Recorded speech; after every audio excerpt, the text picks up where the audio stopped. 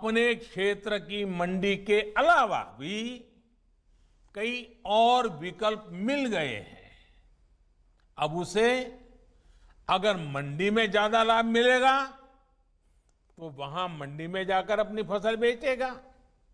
मंडी के अलावा कहीं और से ज्यादा पैसा मिलता है, ज्यादा लाभ मिलता है तो वहां जाकर के बेचेगा। उसकी सारे बंधनों से मुक्ति दिलाने के कारण ये संभव होगा। अब सवाल ये कि आखिर इससे फर्क क्या पड़ेगा, आखिर इससे किसान को क्या फायदा होगा, आखिर ये फैसला किस तरह किसानों की आर्थिक स्थिति को बदलने में बहुत मददगार साबित होगा।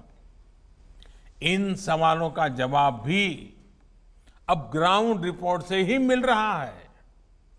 किसानों को मिली इस आजादी के कई लाभ दिखाई देने शुरू भी हो गए हैं, क्योंकि इसका अध्यादेश कुछ महीने पहले निकाला गया था।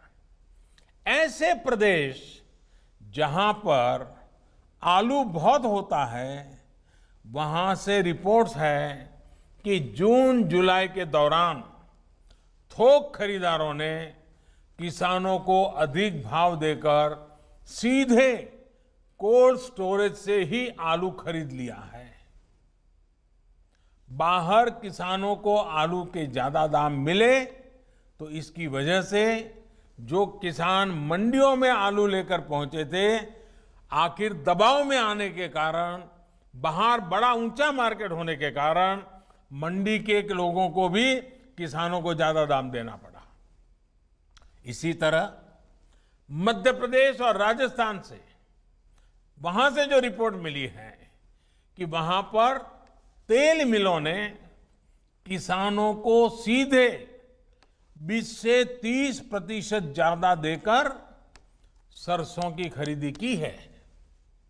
मध्य प्रदेश, उत्तर प्रदेश, छत्तीसगढ़, पश्चिम बंगाल ऐसे राज्यों में दालें बहुत होती हैं।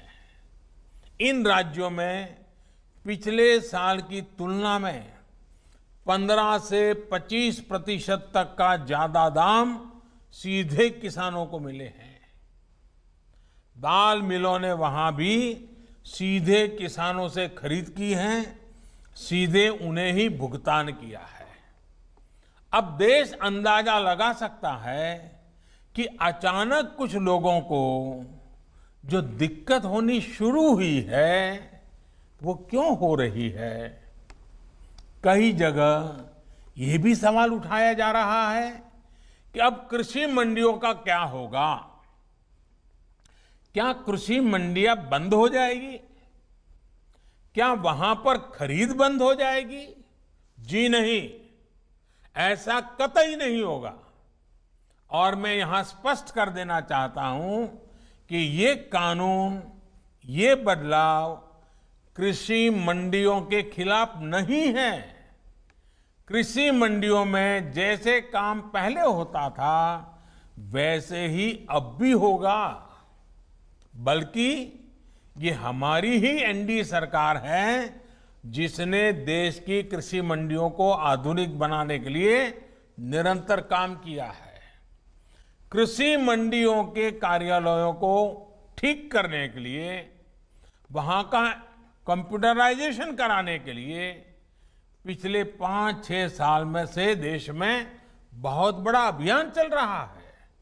इसलिए जो ये कहता है कि नए कृषि सुधारों के बाद कृषि मंडियां समाप्त हो जाएगी, तो वो किसानों से सरासर झूठ बोल रहा है। साथियों, बहुत पुरानी कहावत है कि संगठन में शक्ति होती है। कृषि सुधार से जुड़ा दूसरा कानून इसी से प्रेरित है। आज हमारे यहां 85% से ज्यादा किसान ऐसे हैं जो बहुत